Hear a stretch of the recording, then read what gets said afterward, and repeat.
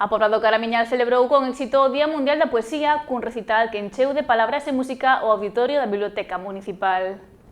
O evento, organizado polo Concello, reuniu ao público nunha cita que xa vai pola súa terceira edición e que se consolida como un referente cultural no municipio.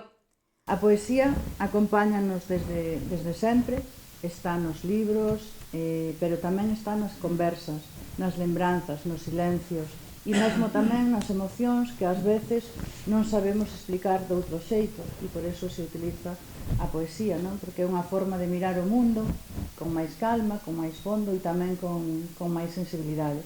Sobre o escenario, 4 voces da poesía actual protagonizaron a velada: Andy da Fonte, Sara Dieste, Melina Parada e Jonathan Jorge Guille, que compartiron cos asistentes as súas creacións. Levo anos recitando todas as semanas por Compostela. Nos últimos 6 meses recitei varias veces a semana en diferentes partes de Barcelona, no Clot, en Gracia, en Sants, en Plaza de Sants. Normalmente estou moi tranquila, pero hoxe o de recitar no meu pobo sí que levo un pouco peor os nervios. Está aquí miña avoa, miña nai, amigas, veciñas, de todo. Miña avó que me ve recitar dende que era un pouquinho máis pequena. Nada, que ilusión estar aquí, que ilusión por fin poder participar nesta convocatoria. A poesía combinouse tamén coa música grazas á actuación da soprano Esperanza Mara, que achegou un toque especial á celebración. He sido como el ave fénix reanudando el vuelo por primera vez, tras resurgir con miedo las cenizas que dejé.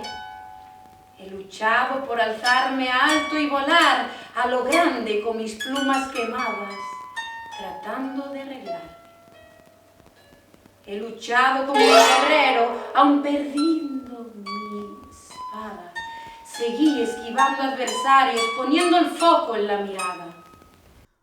O acto contou coa presenza do alcalde José Carlos Vidal e da concelleira de Cultura, Patricia Lojo, quen felicitaron aos participantes polo seu talento e pola calidade das súas intervencións.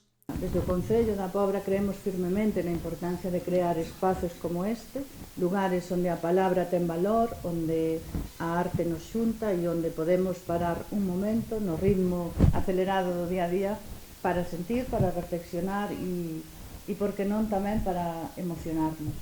A xornada rematou cun micro aberto no que varias persoas asistentes se animaron a subir ao escenario para compartir os seus propios versos nun ambiente participativo e emotivo.